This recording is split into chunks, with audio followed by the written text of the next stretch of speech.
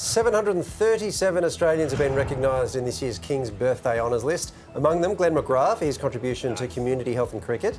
A gold Logie winner Hamish Blake for his service to the arts. There he is. Incoming Governor-General Sam Mostyn has also been recognised. But controversy surrounds the Orders of Australia awarded to COVID-era premiers Daniel Andrews and Mark McGowan for their contributions to public health. Now, sticking with the King's Honours list, Victorians had strong opinions on whether or not Dan Andrews was a worthy recipient.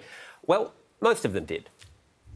I think it's great. He saved my life with the actions he took for something that he didn't realise or no one knew was going to happen with COVID. Do you think that he was deserving of this?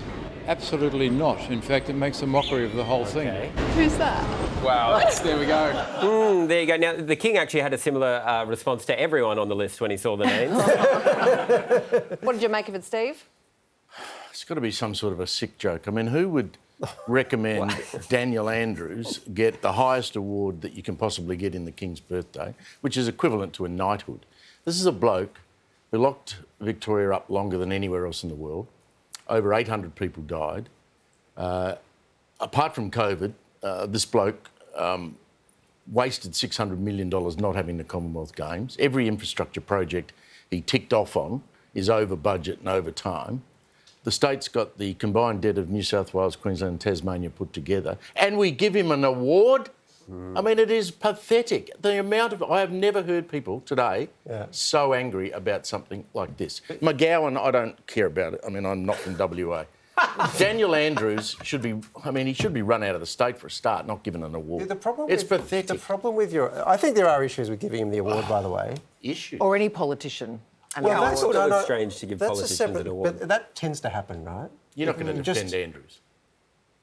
Do you want to let me say something? I'm All right. So, premiers usually get those awards. They don't usually get them this quickly. And the weird thing about this is it isn't for services to the state, it's for services to health. And services, to infrastructure and policy. And But not to sport, though, not to sport. But that makes it about the pandemic in a disproportionate way. If this was in a few years, I don't think we're having this conversation because it's kind of the normal course of affairs. Well, this is the bloke who went to an inquiry into what happened during COVID and said he couldn't remember who made a decision. He suddenly forgot that what he'd done was wreck the state. Okay, so I get he'd forgotten, I get that there are criticisms you can make of Daniel Andrews. The problem your argument runs into, Steve, is that his policies, especially on COVID, were wildly popular and were tested at an election where he had already had a landslide and he got returned with an equivalent... That says more about how pathetic the opposition is. They were not wildly popular. If you lost a relative who died in a nursing home, if you lost a business that collapsed, if you couldn't go and see your child buried when they died, and you reckon that bloke deserves an award? No, but that's...